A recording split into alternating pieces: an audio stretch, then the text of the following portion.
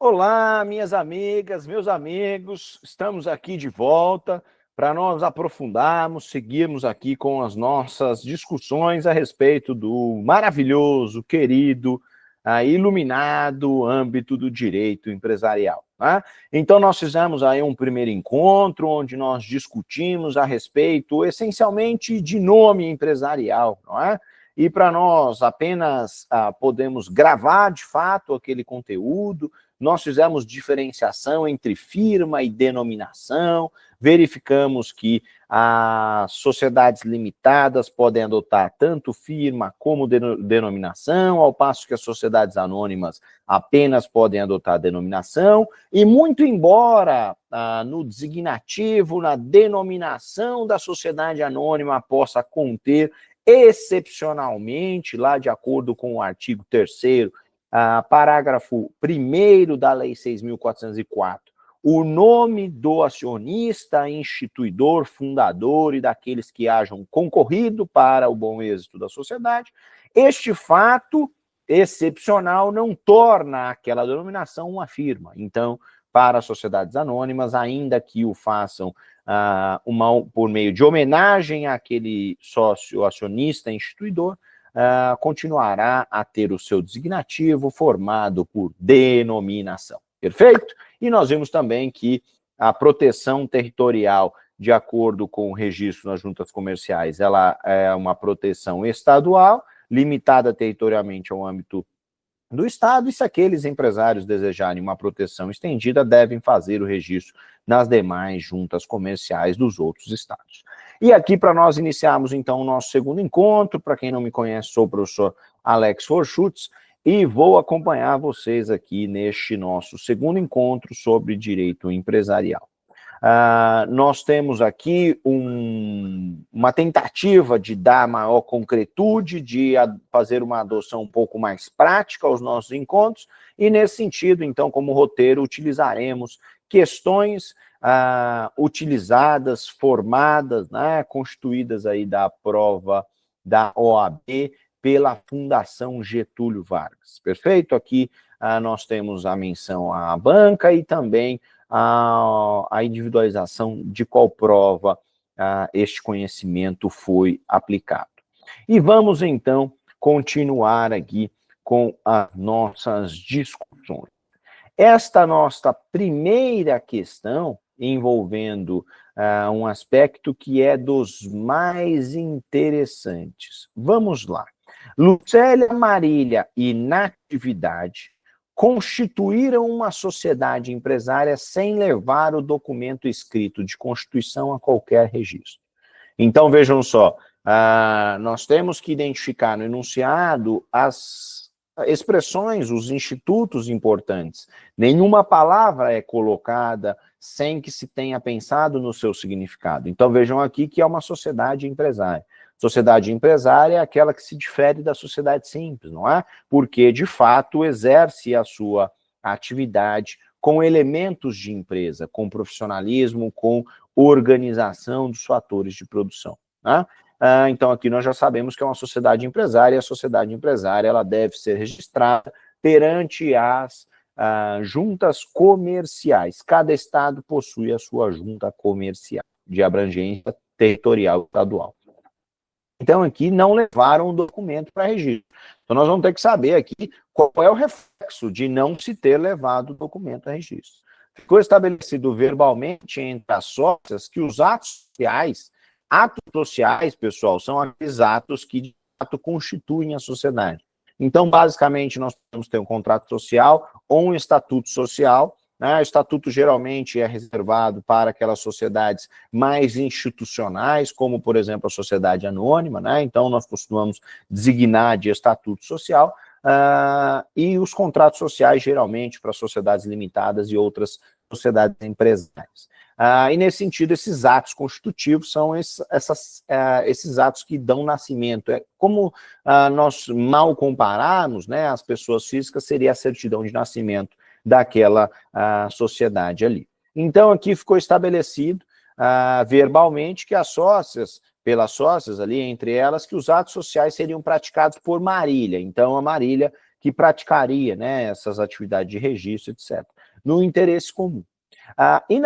Inadimplida uma obrigação social, o credor, ciente da existência da sociedade, demandou à sociedade todas as sócias, responsabilizando-as solidariamente e sem benefício de ordem pela obrigação assumida por marido.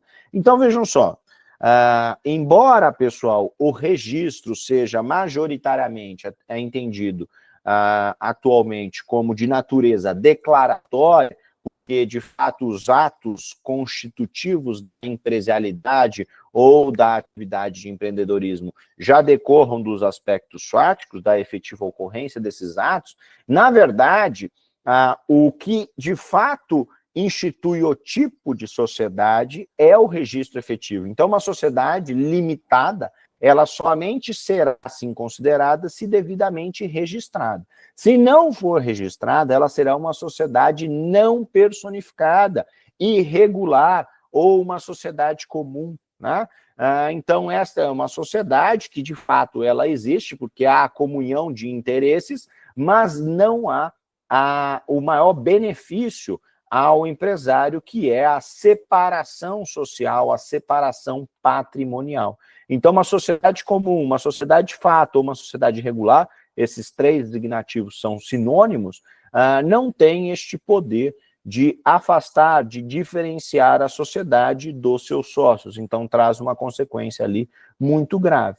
E aí se gera uma dúvida a respeito da possibilidade de se demandar essa sociedade. Ora, se ela não existe do ponto de vista empresarial e registral, se ela não foi devidamente formalizada, ela pode ainda assim ser demandada, ou devo eu, enquanto patrono ali dos credores, demandar diretamente os sócios, né?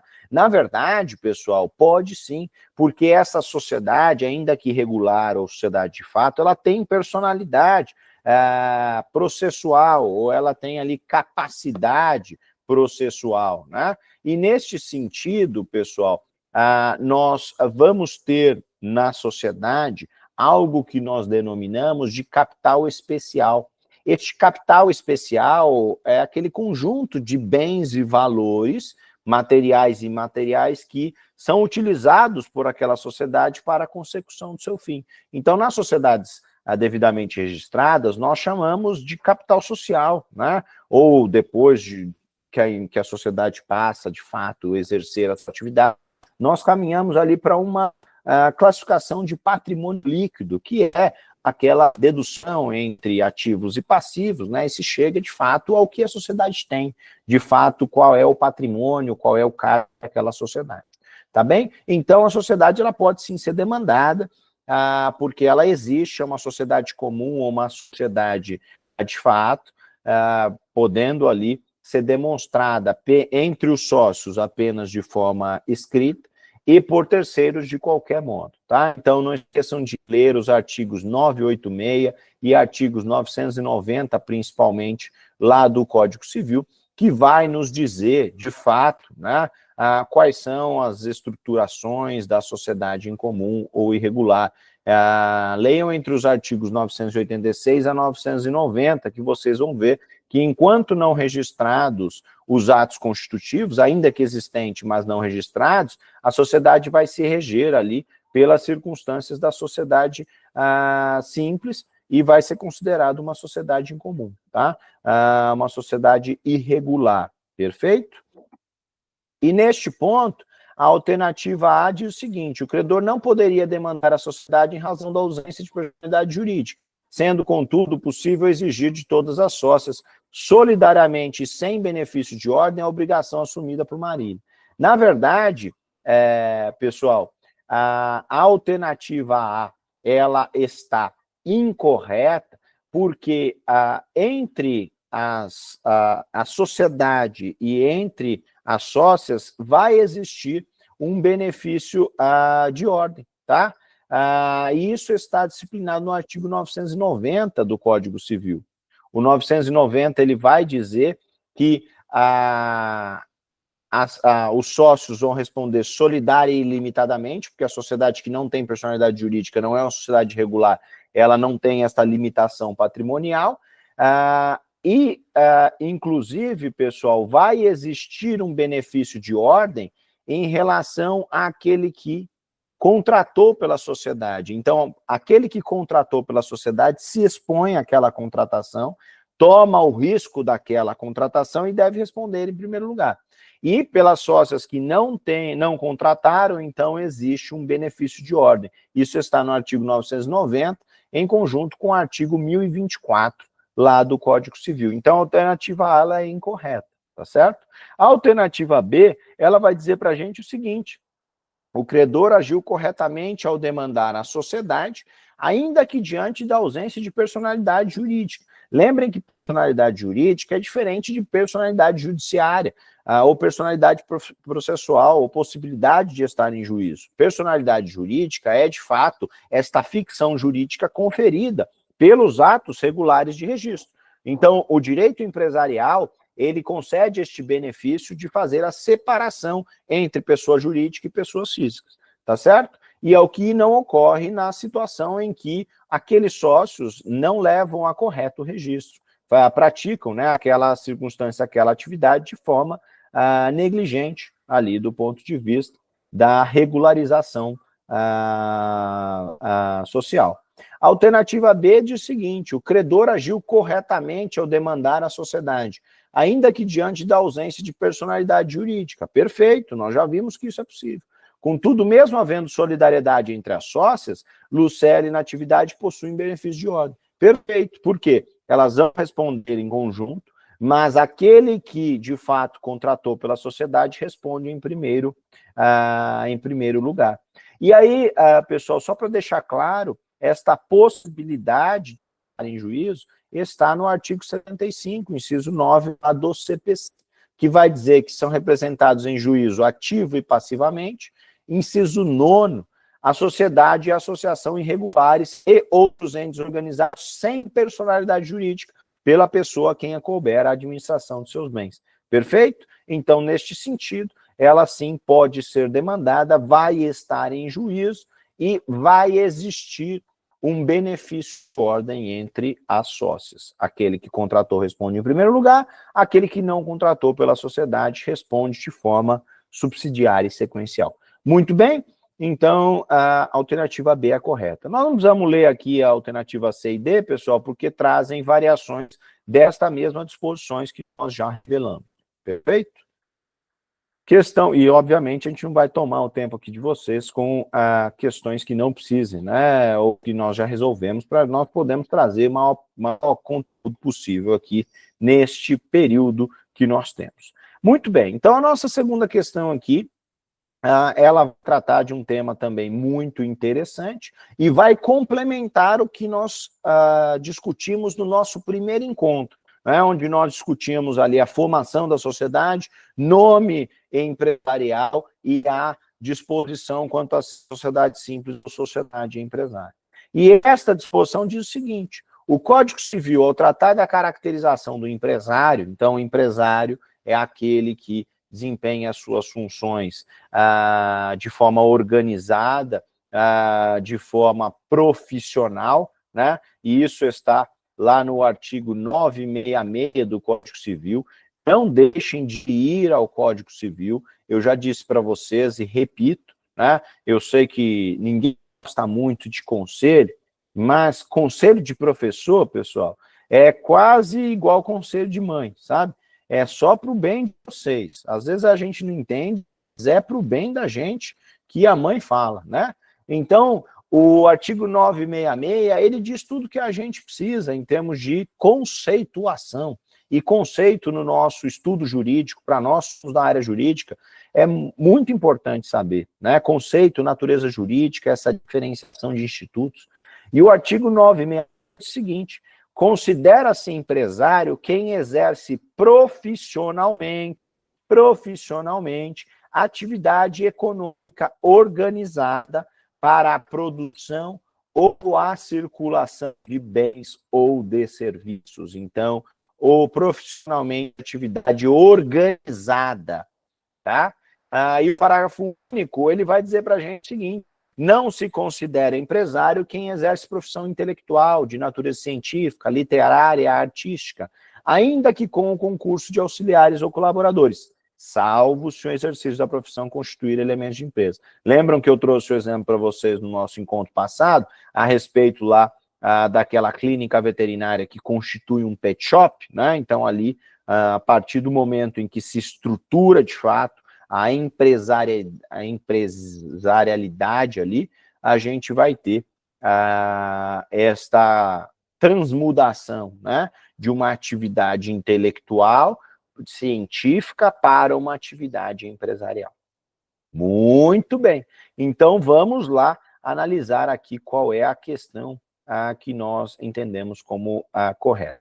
Aqui a gente já sabe que, ao tratar da caracterização do empresário, afastou deste instituto as pessoas naturais que exercem profissão intelectual, natureza científica, literária ou artística. Nós já sabemos. Então, não é empresário quem, de fato, desempenha essas funções. Aí vocês podem dizer, poxa, Alex, mas eu conheço aqui, na minha cidade, um escritório de advocacia que conta com com mais de uma centena de advogados, estagiários, colaboradores, colaboradoras, empregados, e, de fato, há uma organização, um escalonamento hierárquico, prédio próprio, veículos, etc. Não se considera empresário? Não se considera, pessoal. Não se considera porque houve esta opção do legislador, tá bem? Então, ali é uma atividade caracterizada como simples. Assinale a alternativa que representa a condição para que isto ocorra, então, né? Então, aqui, perdão, a literária artística, todavia o Código Civil atribuiu a possibilidade dessas pessoas virem a ser reputadas empresárias e, como tal, sujeitarem-se à inscrição na junta comercial. Assinale a opção que representa a condição para que isto ocorra. Então, vejam só, o Código está querendo saber qual é a exceção. Tá bem, o examinador está querendo saber aqui qual é a exceção. O examinador está dizendo, olha, eu já sei que aquele que desempenha funções intelectuais, científicas, literárias ou artísticas não é considerado empresário.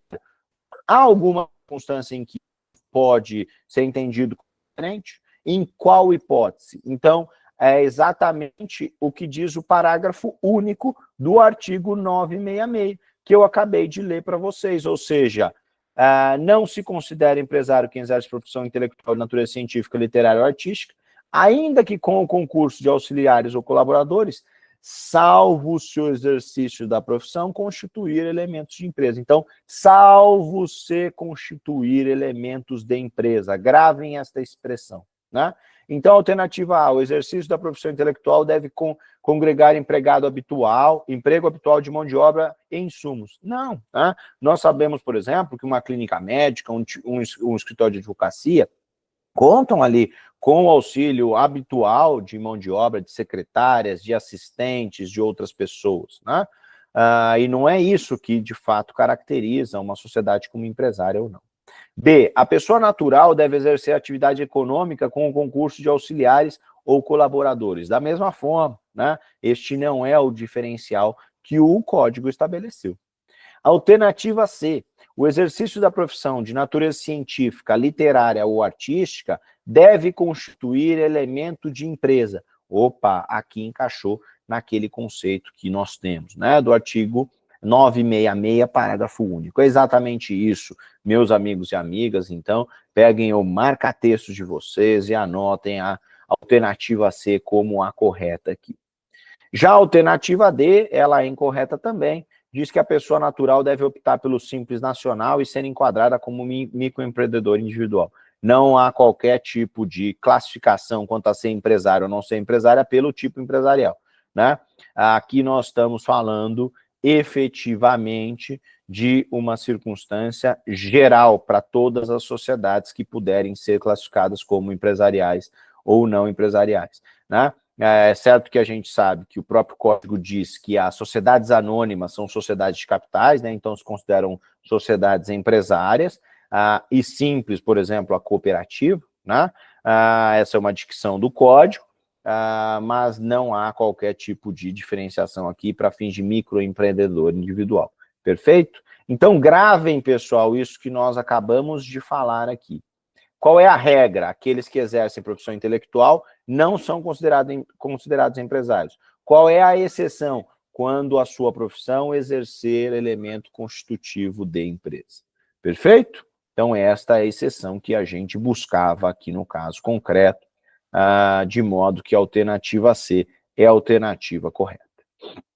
E nós caminhamos, então, para a nossa próxima questão, aqui uma questão longa. Quando vocês verem questões longas, cuidado, vão com calma, vão marcando, fazendo a partes ali, para que a gente não fique cansado. Às vezes a gente vai lendo de forma corrida, cursiva, e nós esquecemos, né, informações importantes ali em meio a toda a narrativa, tá bom? Então, a questão aqui traz o seguinte: a Marialva Castro foi nomeada pelo empresário individual Venceslau Paissandu como gerente do seu estabelecimento, intitulado Hortifruti Fazenda Rio Grande. No instrumento de outorga de poderes, consta que Marialva Castro não está autorizada a conceder desconto de preços, nem receber pagamentos por cartão de crédito. Então, vejam só, aqui houve um instrumento de mandato, né? Instrumento de mandato é aquele que confere poderes para a representação, e neste instrumento consta expressamente a não autorização, a proibição de que sejam feitas aqui, sejam feitos pagamentos por cartões ou recebimento de descontos, ou a concessão de descontos, perdão. Né? De acordo com o Código Civil, considerando os fatos narrados e a condição de preposto de Marialva Castro, assinale a afirmativa correta. Alternativas, né? Vamos ver aqui qual é a correta. Letra A. As limitações contidas na outorga de poderes pelo empresário ao preposto, para serem opostas a terceiros, dependem do arquivamento e da averbação do instrumento no Registro Público de Empresas Mercantis. Então, vejam só, eu disse para vocês, lá no nosso encontro passado, no início, né, que o direito empresarial, às vezes, nos confunde, porque, de fato, é um direito que visa estabelecer de forma objetiva todas as disposições, ou a maior parte das disposições que possam trazer, né, eventualmente, conflitos adiante. E, nesse sentido, pessoal, façam comigo aqui um raciocínio de ordem lógica. Como eu, que não integro aquela sociedade, que estou ocasionalmente ou eventualmente negociando com aquela sociedade, posso, de fato, conhecer quem é que pode me dar descontos, quem é que pode receber pagamentos, forma de pagamento, etc. Quem é que pode fazer isso, pessoal? Como é que eu vou tomar conhecimento disso? Eu vou tomar conhecimento disso se for, de fato, dado razão a um princípio que rege as relações sociais, que é o princípio da publicidade. O princípio da publicidade, ele tem o efeito de tornar acessíveis aos terceiros as principais disposições e principalmente as limitações de poderes envolvendo administradores e representantes das sociedades. Por isso que existe o Registro Público de Empresas Mercantis, né? Então, as juntas comerciais, por exemplo, fazem o registro inicial e as averbações sequenciais relativas àquela empresa, para que qualquer interessado ou interessada possam ir até este órgão e, de fato, conhecer quais são as limitações. E, nesse sentido, de fato, pessoal, eu só vou ter aqui garantido o princípio da publicidade em nome do princípio da boa-fé objetiva, se de fato isso estiver registrado lá no Registro Público de Empresas Mercantis. É isso, aliás, que diz o artigo 1174 do Código Civil. Tá? O 1174 obriga este arquivamento e averbações a respeito, né, desta outorga de poderes. Com uma exceção, pessoal, com a exceção de esta pessoa conhecer, né? Se a pessoa conhecer, de fato, aquelas limitações, então, vamos supor aqui, eu não tenho isso averbado lá no Registro Público de Empresas Mercantis, mas, no caso concreto, aquela pessoa que comigo negociou, que negociou com o representante da minha empresa, era representante recorrente, era negociante recorrente e sabia por diversos meios que aquela pessoa não poderia conceder descontos ou receber conta, pagamento por cartão de crédito. Então, neste caso, a hipótese é outra, a hipótese é diferente porque, embora não pelo meio próprio do registro, mas por outro meio, se tornou efetivo o princípio da publicidade. Neste caso aqui, não é disso que se trata. Então, a alternativa a ser marcada aqui é ipsis literis a alternativa que está descrita no artigo 1174, ou seja, as limitações contidas na outorga de poderes pelo empresário ao preposto para serem opostos a terceiros dependem do arquivamento e averbação do instrumento no registro público de empresas mercantis. Então, a gente deve anotar aqui como correta a alternativa letra A. A alternativa letra A é a correta, que está em linha ao artigo 1174, ao princípio da boa-fé objetiva e, de fato, ao princípio da publicidade. Muito bem, meus amigos e amigas. Agradeço mais uma vez a companhia de vocês, a oportunidade de estarmos aqui discutindo estes temas relevantes de direito empresarial, tá? Tentamos dar aqui efetivamente um aspecto prático ao nosso conhecimento e por isso nós utilizamos de roteiro aqui essas questões de prova de OAB, questões recentes, questões super interessantes aí, que foram trazidas por esta desafiadora banca, que é a banca FGV, tá certo? Então, muito obrigado, continuem fortes, firmes aí no propósito de vocês. O estudo, pessoal, é a aposta no incerto mais certo que existe, né? Porque, no mínimo, nós estamos nos tornando pessoas melhores, pessoas mais capazes e pessoas que possam contribuir aí com efetivamente a construção de um futuro melhor. Então, fiquem com Deus, um grande abraço para vocês e até a próxima. Obrigado, gente.